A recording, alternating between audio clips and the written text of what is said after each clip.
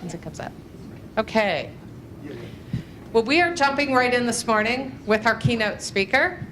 And so I am going to go ahead and introduce Kinsey Wilson.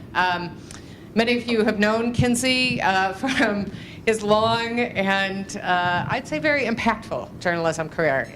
I first got to know Kinsey when he was the head of digital for USA Today and Gannett, and had tremendous influence, I'd say not just in Gannett, but across the whole industry. And he went on to be very influential in expansion of NPR Digital and leading NPR really in a much more digital direction, and then was at the New York Times. So Kinsey just recently, well, it's not just now, how many months? 10 weeks, okay, yeah, I can say just. He just moved to WordPress as the president of WordPress. Most of you have your websites on WordPress.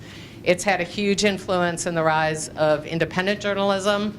People say blogging, but almost any kind of content publishing, and is now increasingly important in all types of small business and larger businesses as well.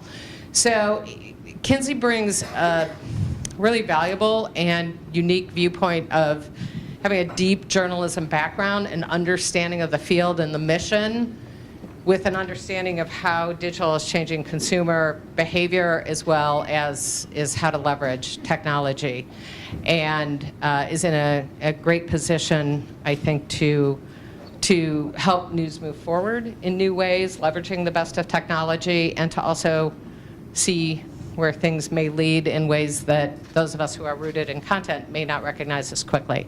So I'm thrilled to have Kinsey here, and we'll turn over the mic to him. And thank him for sharing this morning with us. Thank you. Thanks very much, Sue, for that kind introduction. I've got some prepared remarks. I'm going to see if I can juggle the mic and the paper at the same time here.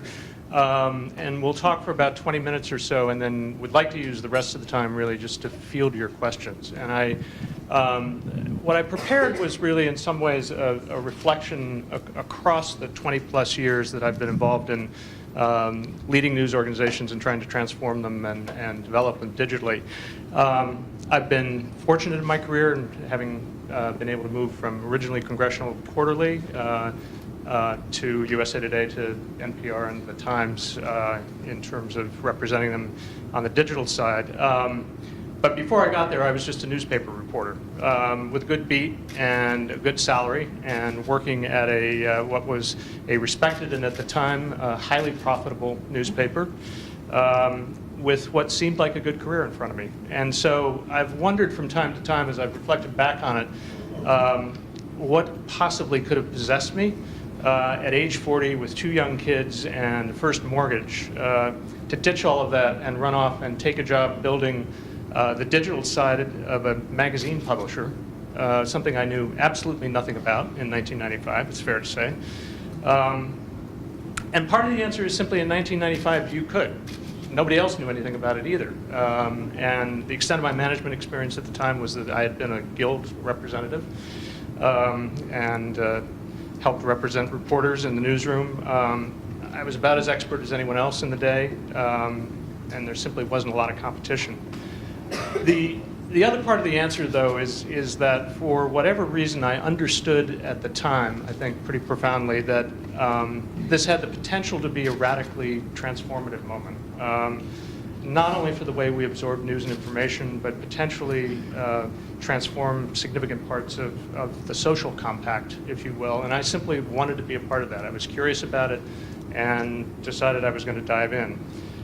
It's probably not all that different from what has motivated many of you to take on the very hard work that you're doing today. I think it was easier then, or at least it seemed so. It was a time of seemingly endless possibility and optimism and probably a touch of arrogance. I remember sometime as early as 1996 being absolutely dead certain that the arrival of the browser and the World Wide Web would spell the end of AOL. 10 years later, I was still negotiating with them. And here we are almost 25 years later, and they're still around. They still count, when I last looked it up, 2.2 million dial-up modem subscribers. And were valued at over $4 billion when they were acquired by Verizon.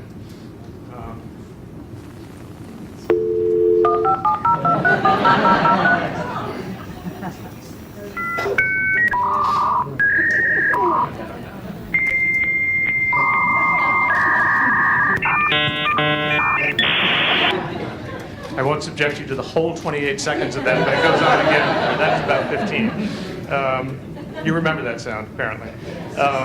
Anyway, I wasn't wrong. They would be profoundly disrupted, but what I didn't really understand at the time was the timeline over which that would occur and how disruption unfolds and how long it takes to play out. Or for that matter, how to manage it over the course of that period of time. I was really pretty naive about that at the time. And it's actually something that is not very easy to get right. I was struck by that the other day when I read Warren Buffett's somewhat plaintive comments at the annual Berkshire Hathaway meeting. And he said,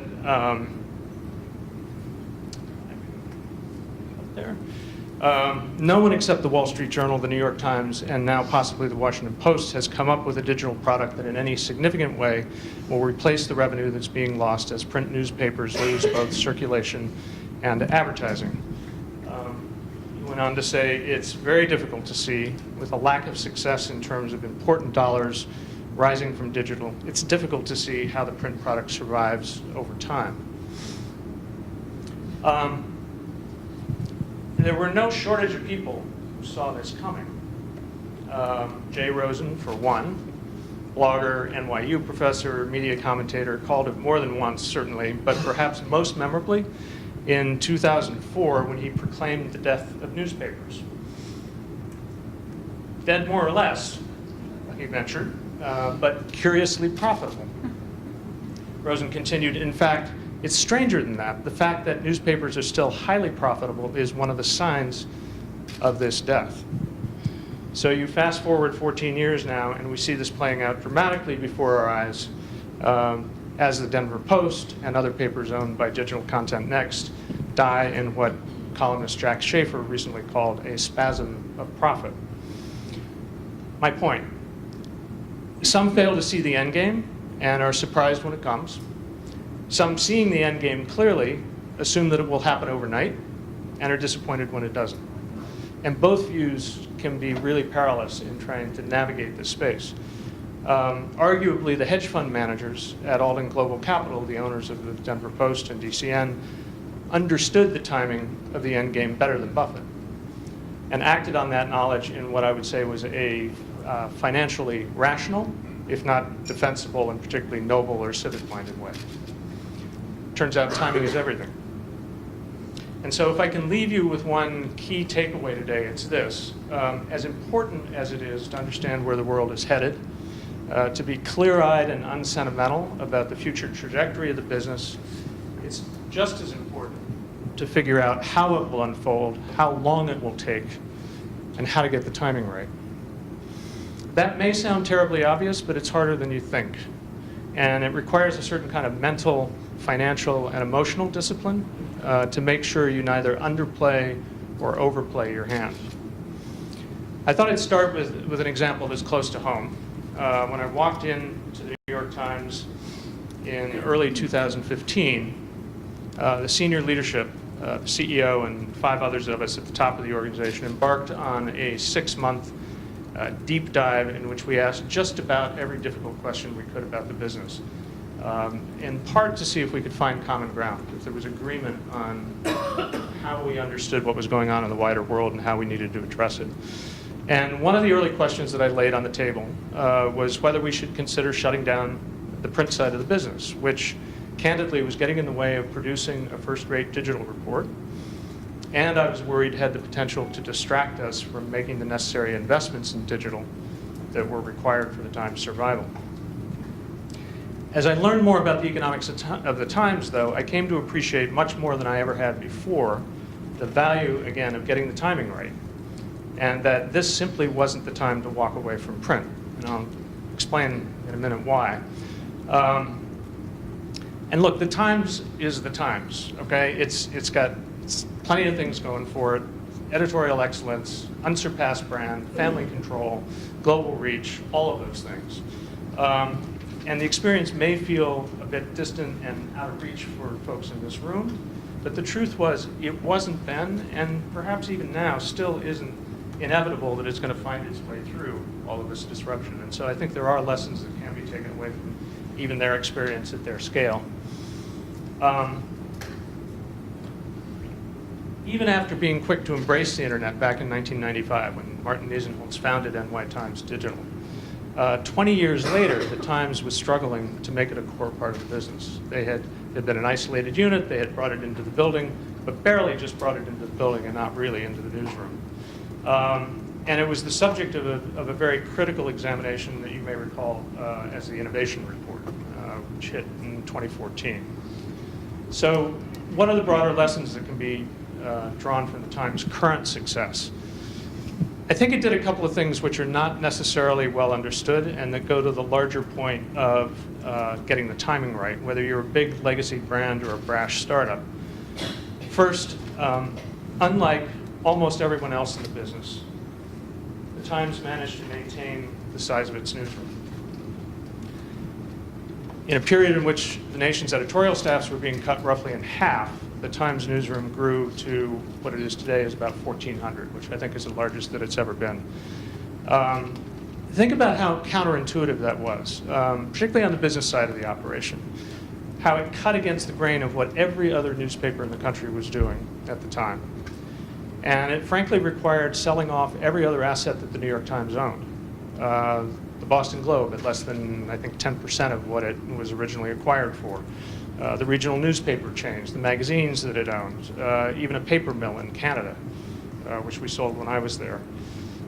Second, the Times practiced a kind of rigorous financial discipline. It is a mission-driven organization, but it was also publicly traded and accountable to shareholders and had to be financially focused. They borrowed when they had to, taking on substantial debt in the 2008-2009 recession, and certainly not everybody thought that it was a wise move to be taking big loans from Mexican billionaire Carlos Slim. But it allowed the Times to live to fight another day, and that debt now has largely been paid down. They also managed to take at least $500 million in cost out of the production side of the print operation. That's nearly twice the newsroom budget, with no discernible effect on the product. And it raised circulation rates without putting a significant dent in its print distribution. This is a photo from 2015 when I think they dropped the heaviest Sunday paper that they had ever dropped. All of that meant that the paper, even to this day, remains profitable. Just the paper alone remains profitable 7 days a week across 27 print sites, even if you were to remove all the advertising from it tomorrow. When you recognize that, then you see that there was very little point in closing the newspaper at that moment. It was effectively subsidizing our digital future and continues to this day so long as circulation holds up. Third, we understood that the end game and recognized in 2015 that we had to double digital revenue by 2020 or we likely weren't going to be able to make it through. And finally, and perhaps most importantly, we understood earlier than others that subscription revenue was the better play, not only as a hedge against the volatility of the ad market, which had really hurt the Times in the recession, but it was a better digital play. And so perhaps the most significant declaration to come out of those executive meetings, this is around September of 15, was the statement that we were a subscription business first, something that was pretty bold and pretty counterintuitive because this preceded the real fall off in the ad market. And it came at a time when we were still a majority dependent on advertising revenue. Today, the Times is two-thirds of its revenue is subscription-based, but at the time, it was probably about 40% or so. Now, I won't deny that we had our share of good luck. We had scale. Print circulation eroded more slowly than it did at most other newspapers. We were able to capitalize on the value of maintaining our newsroom just at the right moment. And of course, there was the Trump bump, which gave a fast boost to our digital subscription. But importantly, we had identified the shift to subscription ahead of others, and we were positioned to take advantage of it when it occurred. So we were not playing catch-up when the Trump bump came on. There are other examples like this, I think, that can illustrate the point. One of my favorites is The Athletic, the sports news startup. They had originally planned to grow local market by local market as they perfected their model. But as the digital ad market took a turn for the worse, and they watched ESPN and Sports Illustrated and Yahoo Sports and Fox Sports and Bleacher Report and Vice and Vocative and so on lay off dozens of talented sports journalists, they realized they had an opening and raised an additional $20 million in venture capital this past March to finance an aggressive expansion. This was on top of 2 earlier rounds that totaled about $8 or $9 million over a relatively short period of time. So what made them think that they could succeed where others were having to lay off staff? Was it just venture-fueled hubris? I don't think so. I think they identified correctly that the economics of journalism were changing, moving from advertising to subscription. They understood that if they hoped to make a subscription model work, they needed depth, they needed quality, they needed voices that you couldn't get anywhere else, and suddenly there were a bunch of them on the market. It's a calculated risk, and they're probably going to need more than a little luck to make it pay off, but I would give them decent odds at this point. Of course, a few smart early movers spur a horde of followers, and suddenly you have headlines like this. This one from Axios. Which leads me to the second point that I wanted to make today before we go to questions. Part of navigating the transition in media is not just recognizing what's changed, but what it requires you to change in your business. And the shift to paywalls is an obvious example. For 20 plus years now, we've been focused on the shift from analog to digital journalism and paid insufficient attention to the changes that were happening in the advertising landscape, particularly in the last dozen years or so. Sure, there's been a big fall off in the last 18, 24 months, but just as Jay Rosen was able to look out and predict 10, 15 years ahead what the trend was, you could surmise where advertising was likely to go at least a decade ago. But there was insufficient, publishers have been complaining all along that they were trading print dollars for digital dimes, but there was insufficient understanding, I would argue, that advertisers simply no longer need media to reach a qualified audience. They can find that audience directly and most efficiently on search and social platforms where they have the ability to target at mass scale. I remember sitting in the office, this is probably 6 years ago or so, whenever Delta Airlines was coming out of bankruptcy, sitting in the office of their CMO. I was at NPR at the time. I was with one of our sales folks, and we were trying to sell them on a sponsorship package. And he said, look, don't try to sell me your audience. He said, I can buy your audience elsewhere. Your audience, not just a facsimile of your audience, for 10 cents on the dollar of what you're trying to charge me now. And he said, if I need to put butts in seats, that's where I'm going to put the money. If I need a halo around Delta Airlines' reputation because they just came out of bankruptcy, I'll consider spending some money with you. But as far back as then and even earlier, it was obvious sort of where things were going. You kind of understand why nobody wanted to face up to the obvious. Most media businesses were historically ad-driven, and so we had a vested interest in believing that this would remain the case. And at any given moment, even today, it's possible to find evidence that it's still the case. That unfortunately doesn't change the end game. As the novelist William Gibson famously said, the future is already here, it's just unevenly distributed. It should be pretty obvious by now, even if it's unevenly distributed though, that at the very least, advertising dollars are no longer going to be the predominant source of revenue for most serious media companies. Hence the rather sudden drive to erect paywalls and attempt to bring membership and subscription dollars out of readers. Sadly, I think most of those efforts, or many of the efforts anyway, are destined to founder because insufficient attention has been paid so far to addressing what people will pay for. To understand how the journalism, how the overall news product itself has to be transformed if we expect people to pay. Simply digitizing your print output certainly isn't going to do it, any more than generating content to drive clicks, the currency of the ad-driven digital business, is going to work. Witness what's happened to BuzzFeed, or worse, Upworthy, or Mike. And these were organizations that were in the vanguard and that we were looking at as leaders, right? They understood before others the importance of social and where audience was finding news, but even they've struggled as some of those platforms, as those platforms have captured the lion's share of the digital ad dollar. If you want people to pay, then you have to recognize that we've suddenly moved to a business that was all about reach and frequency in the service of advertisers, to one that is all about our relationship with the reader or the user or the listener or the viewer. And that means that you can't just erect a paywall and expect people will shell out dollars. You fundamentally have to change the journalism experience and your relationship with the reader. So what does that look like? Broadly speaking, I think we can identify at least 4 things that people have so far shown some willingness to pay for when it comes to news content.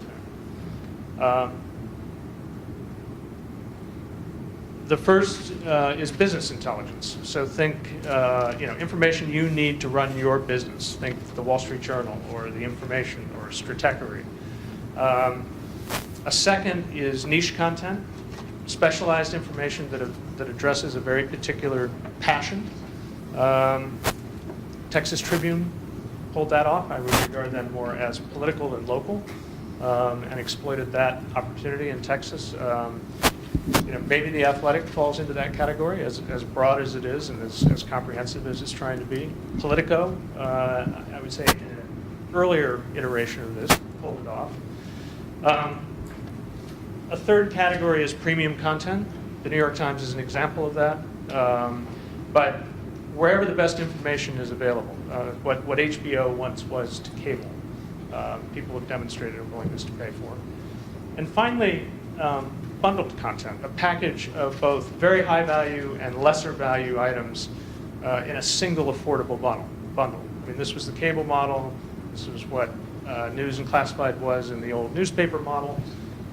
Free shipping and photo storage if you're Amazon. There are different ways to put a bundle together if you can defend it. We all know that the internet has unbundled pretty much everything, but there is real value there if you can manage to put it together. It's not enough, though, to identify the right category and then simply expect people to pay.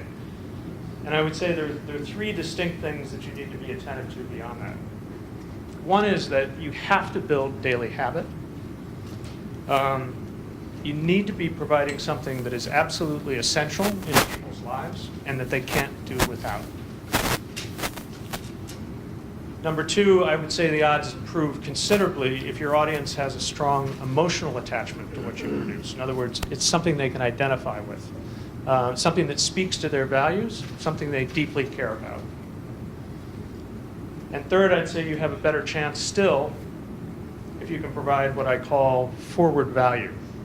If people are willing to make a down payment on something you haven't delivered yet. This is an idea that I won't claim credit for. I think I first came across this reading Ben Thompson's Stratechery newsletter. But the idea is that I'm not paying for a particular piece of content in the moment. I'm actually giving you a down payment in the belief that you're going to be there when I need you. When big news breaks, or I need to understand a complex issue, or I want people to hold public officials to account, whatever it is, essentially you're asking people to put faith in you that you will actually deliver something that they care about. So the question then for anybody who has aspirations of getting people to pay is whether the product you're producing ticks enough of those boxes to create a meaningful value proposition. This is a particular challenge for newspapers, which historically were broad and shallow, and attracted advertisers based on their ability to bundle both eyeballs and content. And they operated in a digital world where driving clicks, not creating a sustained relationship with the reader, was the goal. But it's also tough for ex-newspaper reporters whose understanding of the craft was intimately tied to the way it was assembled and packaged and distributed.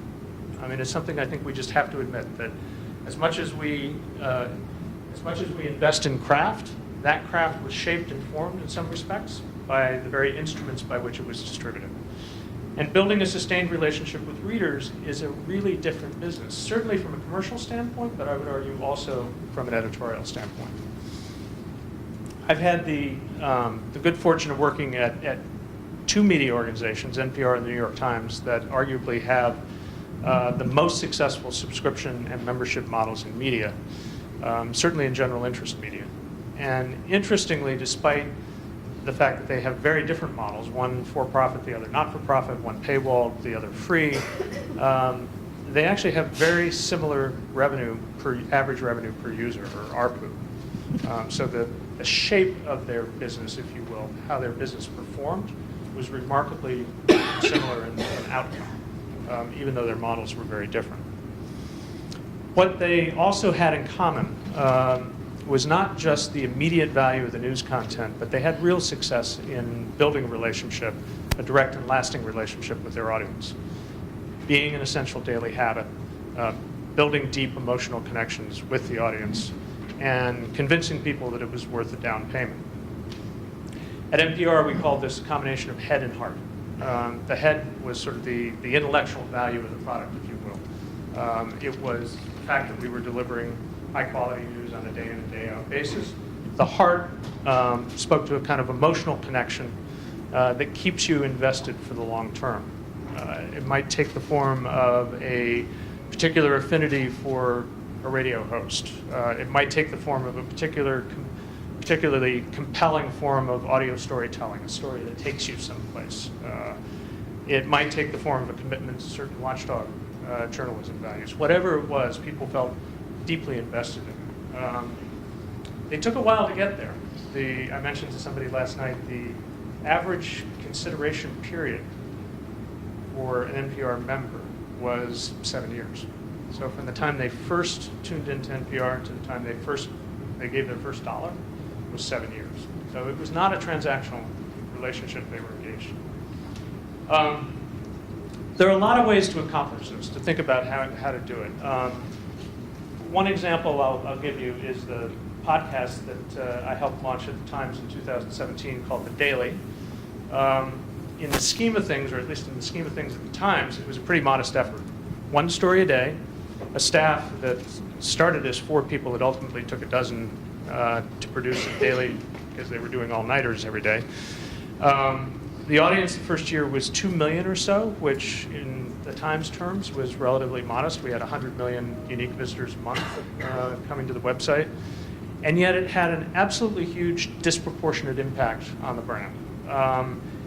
And it not only turns out to be one of the most popular podcasts of all time, but crucially, it ticked at least 3 of the boxes that I've been talking about: premium content, daily habit, and emotional attachment. And while today it's still largely ad-supported, I don't have any doubt that it will ultimately contribute in some measure to people's willingness to subscribe to the Times and effectively make that down payment.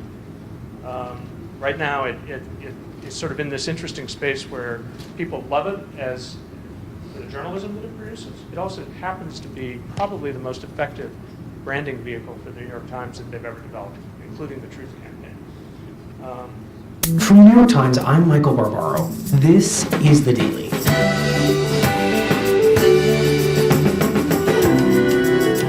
Today, a Times investigation finds 3 decades of sexual harassment allegations against the Hollywood producer Harvey Weinstein.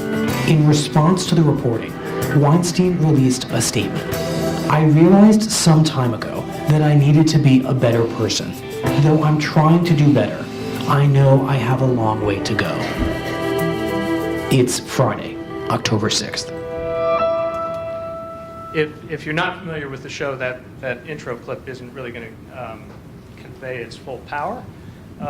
But we succeeded in creating something really entirely new that combined the sort of narrative storytelling of the very best audio, what Ira Glass had pioneered, with some of the rich sound production values that came out of Radiolab and the power of the newsroom that we had behind it, and put the three of those together in a way that drew on craft that had been developed over 30 or 40 years, but had never been combined in that particular way before. And people responded to it. I mean, it was reflected in the Net Promoter Score that we had. This is the score that tells you how many people, what percentage of people are willing to recommend it to somebody else.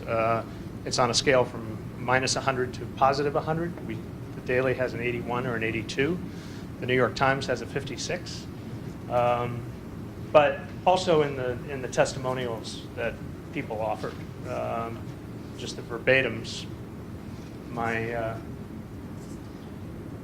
favorite is I hear Michael Barbaro's voice before I hear my husband's every day. Sorry, I'm not sorry. Hashtag the Daily. My point is not that you have to have a podcast or that you should try to match the times, but that you need to have a regular presence in people's lives, and you need to be able to touch people very directly on a day-to-day basis. If you're not thinking about your content this way, about connecting at some sort of gut level with your readers or your listeners or your viewers, then I think the chances of being able to attract reader revenue are relatively low.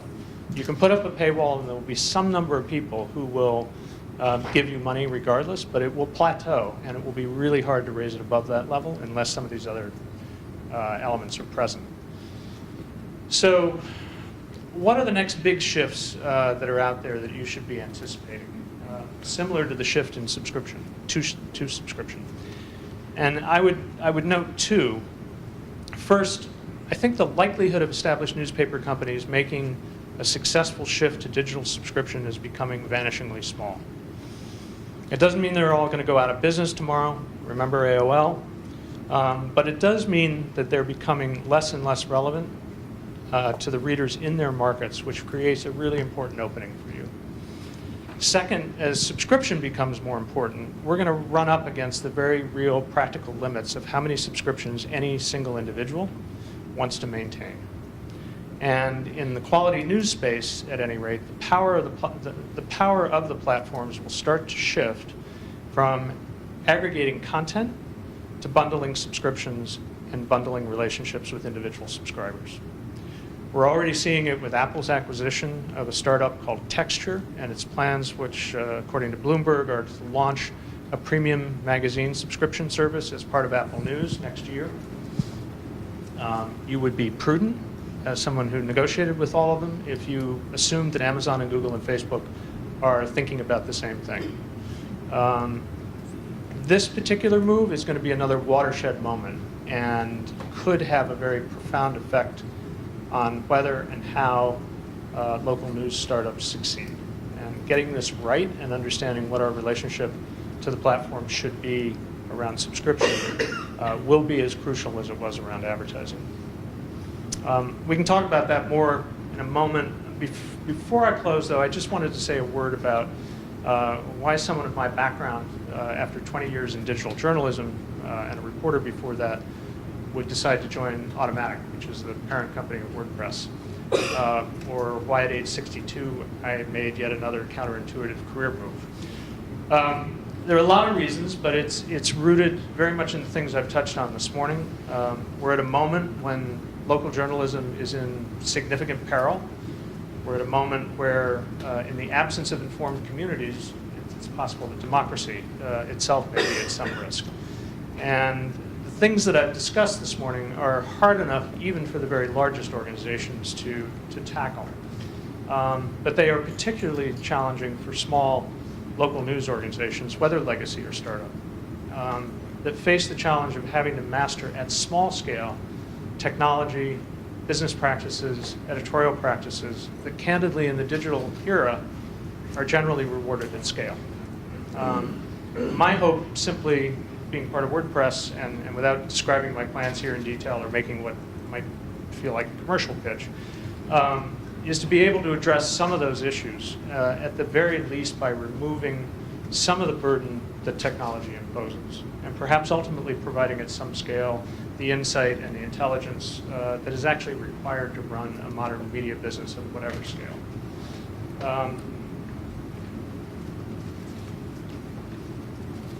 In that way, then, I hope to address, at least in part, the crisis in local, small-scale, independent, and investigative journalism, and make some contribution there, and bring maybe a new meaning to the idea of democratizing publishing, which was the original sort of slogan that Matt Mullenweg, the founder of WordPress, bandied about when he founded the company when he was 18 or 19 years old. But let me leave it there. Thank you for your time and attention, and I'm happy to answer any questions.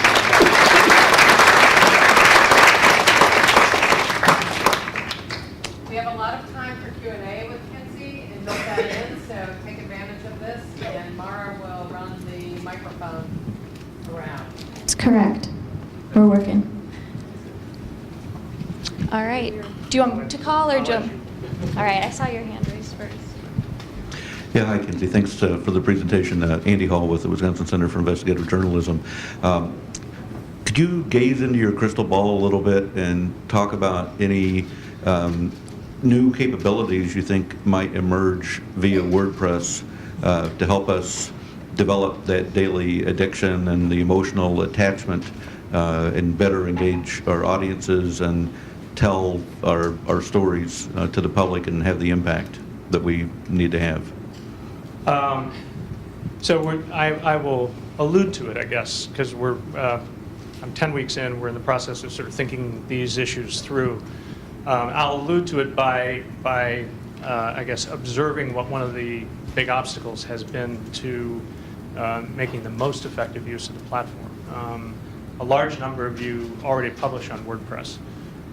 Most of you publish on your own self-hosted instances of WordPress, or they may be hosted by somebody else, but they are essentially single instances of the software.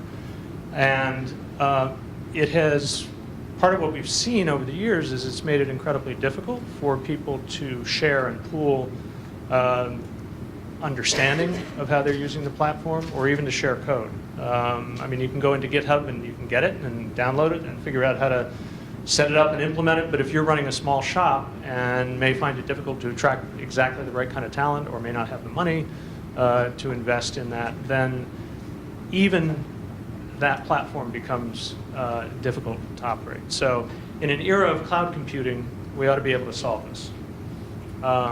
So let me leave it at that and simply say that there's a direction I think we can take things that would make it much easier to collaborate and to be able to make best use of the right integrations, the right plugins, the right themes, the different aspects of the system that have been developed and perfected by some very well over time, and that others have found themselves struggling with. So if we can, at least as an initial step, begin to address that, I think that would be of some immediate benefit.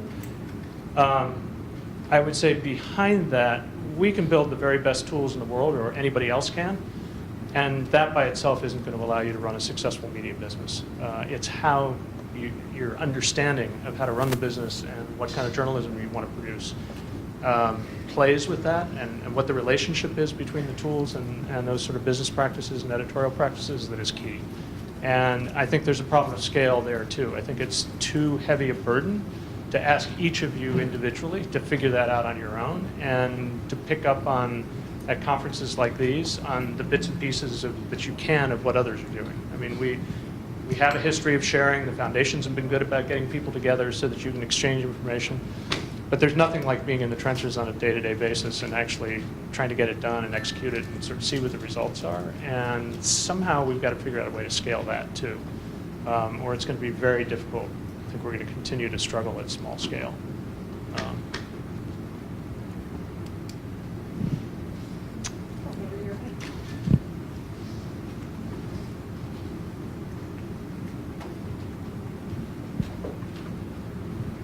Thanks. Hi, Kinsey. It's Susan Haig with Civic Story, based in New Jersey, a short-form video. Thanks for these insights. I have two questions. First, very practical, and one second, kind of big picture. The first one, for the podcasts, how long were they usually? That's just an easy one. And then secondly, given that the nonprofit model potentially is robust, it's once a nonprofit has time to become indispensable and have a very diversified revenue stream, it's a truly independent model. So my provocative question is, when do you think the inevitable moment comes when the New York Times becomes a nonprofit?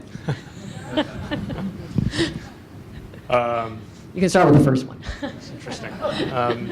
You would have to ask the, whatever it is, the Class A or Class B shareholders, meaning the Salzburgers. It's an interesting, and I'll come back to well, let me answer the podcast question first. The short answer is 22 minutes, except when it wasn't. There was an enormous freedom in actually being able to tailor it to what the story demanded. So sometimes it was 17 minutes, and this past week when they were doing a 5-part series on Baltimore, they were running, I think, an average of 45 minutes or something like that. Interestingly, one of the last things I did before I left was I negotiated a contract with American Public Media to have the daily distributed on public radio. And it actually has to be cut to exactly 22 minutes. And we very consciously did not want to distort sort of the editorial rhythm that they had developed producing a digital product. And we simply hired an extra person to take whatever they produced in a given day and cut it down for radio length, and not sort of flip the model back to a broadcast one. 20 minutes, 20, 30 minutes seems to be the general consensus about what works. If the quality is high enough to sustain it. One of the interesting things about podcasting, and I was confident that I could make it a successful, actually almost in the first year, profitable business going in. I knew enough about the economics. What I didn't anticipate was we could make it popular. I didn't quite understand how potentially disruptive it was, because people's habits had changed. In that again, and in an era when they were looking for a rich, well-told, deep story on a particular topic, and that was sufficient. There's actually an appetite. They didn't need all their headlines in audio, as opposed to the 18 that are embedded in morning. So the profit, not for profit question, and the requirement. I'm somewhat agnostic on this. I don't necessarily favor one over the other. And it's been very interesting living inside both kinds of organizations. It's actually a huge financial burden, and compared to the relatively low cost. The advantage of being a not-for-profit story, and that's another example, particularly not being publicly traded. It didn't dawn on me for-profit corporation was that you could think long, and place bets that were really best for the audience and not intended to drive immediate financial performance. On the other hand, you didn't have a lot in the way of capital reserves. So actually placing those bets was somewhat difficult. The NPR Foundation, when I was there, was not particularly liberal with the $400 million in largely crop money that they had invested. That was intended as a sort of rainy day fund in the event that a serious recession came along to avoid having to make severe cuts. So it was not really a capital fund.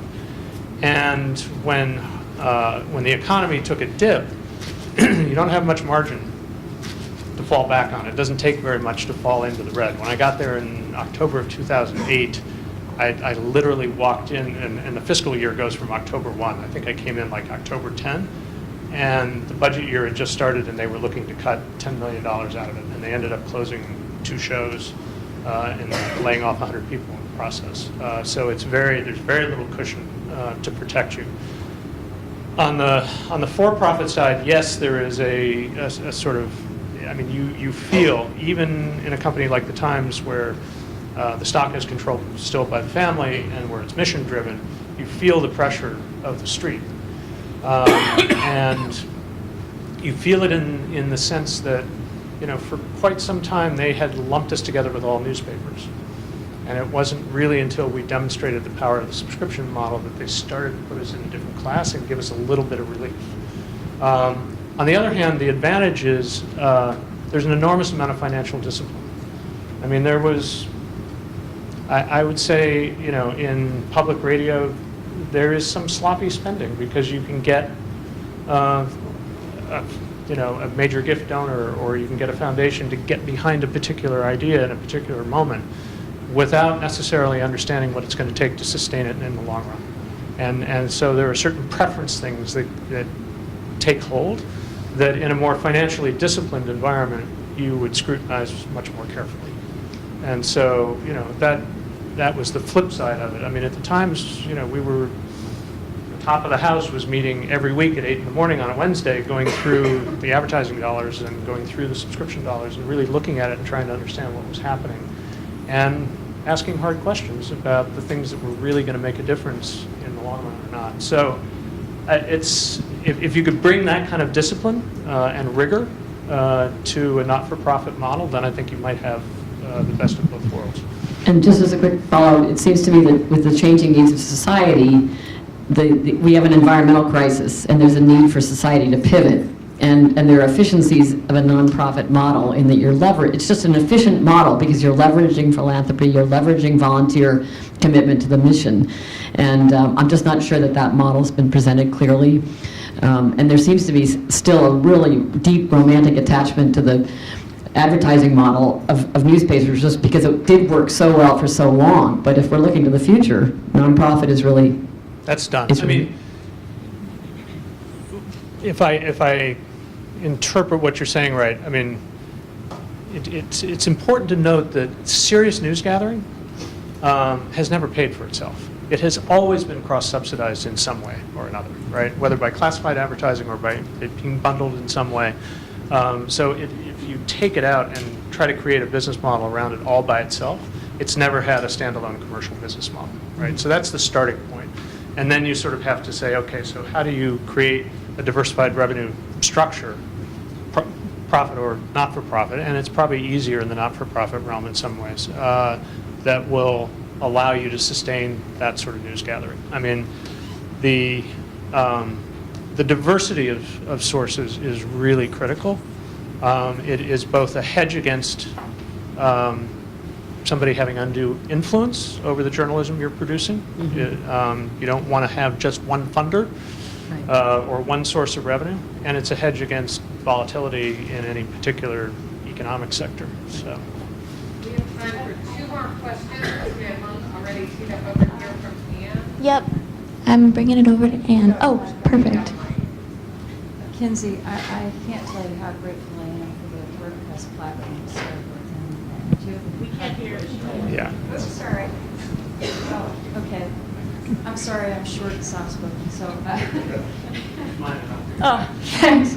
I can't say enough about how wonderful WordPress is. We wouldn't have been able to get VT Digger off the ground without it back in 2009. And so, the company has democratized publishing already. It's very exciting that you're talking about taking the knowledge from the field, hopefully, I'm not sure, and helping us all improve our instances of WordPress so that we can better develop models for revenue and for projects that help readers. And I'm just wondering, how are you going to help us share code with you?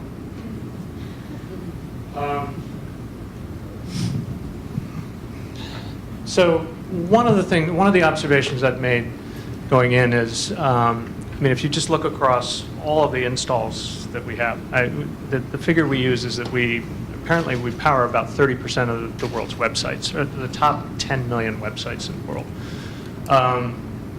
which could be a slightly misleading figure if you're not careful, because it doesn't reflect the sort of volume of traffic on all of those. I'm sorry, video folks are asking me to move back over here. And there's something like 50,000 separate plugins that have been developed over the years. And one of the things and countless themes that people use. And one of the things we're seeing is, there's no guarantee that if you put those together in various combinations that you're not going to end up with things conflicting with each other, with security flaws getting introduced and so forth. And I think it starts to put, at least it creates an opportunity for us. I don't know if it's a burden on us, but it certainly creates an opportunity for us to be more thoughtful about what we recommend, whether we produce it or somebody else produces it, and how different things play together. We already have to think about this, and there's a part of the WordPress business called VIP, which is a much higher priced version of WordPress. Runs off the same open source code, but it's for large-scale publishers. So News Corp, for example, is a VIP client. And they have to do this. They have to sort of vet the various things that they're using and make sure that they play well, that they're secure, that they'll stay up, and so forth. So I think they refer to internally to this sort of analogy of the cathedral and the bazaar. WordPress is the bazaar. It is not a cathedral that was built sort of top down with a single view of perfection. Rather, it was developed by hundreds and hundreds of people. And part of the challenge is figuring out, okay, how do you manage that bazaar, and how do you make sure that you can do, actually take advantage of a variety of things there, and not have to be a rocket scientist to figure it out. So that's, without getting more specific than that, I think that's part of the challenge we have, and particularly in the news space, to sort of say, okay, what are the best things out there? Who has put them together in good combination? Can we stand behind them and say, yeah, they're secure, they're going to stand up, they're going to play well together, and all of that, and then allow people to continue to develop on top of that and invent new things that we can somehow incorporate and expose to the rest of the community, not just sort of put it in a store someplace and say, good luck, have fun. So.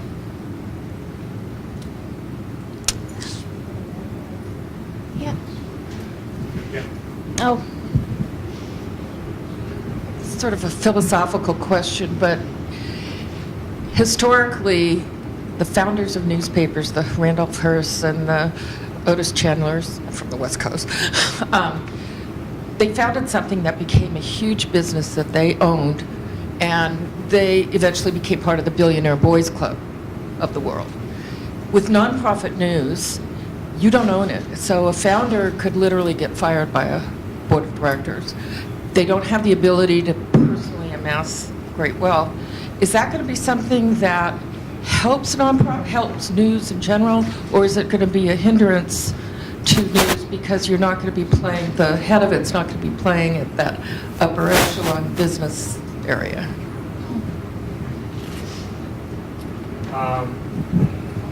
That's a really interesting question. I mean, in a founder-led business,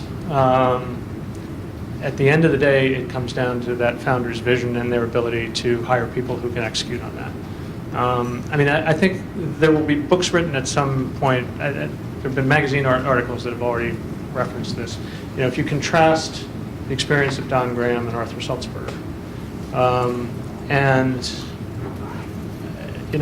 I think Don was probably more beloved in the newspaper industry, and yet struggled ultimately to pull off what Arthur Sulzberger ultimately did. And you can, there may be differences between the times of post and their circumstances and the assets that they had and so forth, but I think it will be interesting to go back and look at some of the decisions that were made there, and they were not all obvious by any means, and I certainly am not disparaging Don Graham at all. But it's fascinating sort of to see those two play out, and I don't know that it argues one way or the other in favor of sort of a founder versus a larger board or something. I also have had the experience of, you look at the issue with nonprofits is how you end up structuring the governance.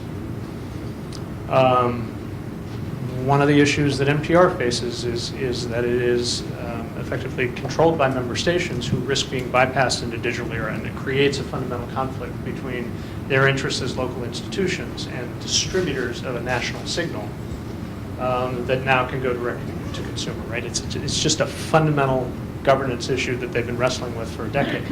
And that, if not handled carefully, will get in the way of their ultimate success. I had occasion to read, you may be familiar with Civil, which is the new blockchain journalism startup, or one of the new blockchain journalism startups. And it's worth, I assume it's a public document, I don't actually know. I assume it will be if it's not yet. They've crafted a constitution which tries to essentially anticipate the issues that will come up as they qualify people who can publish on their platform and not.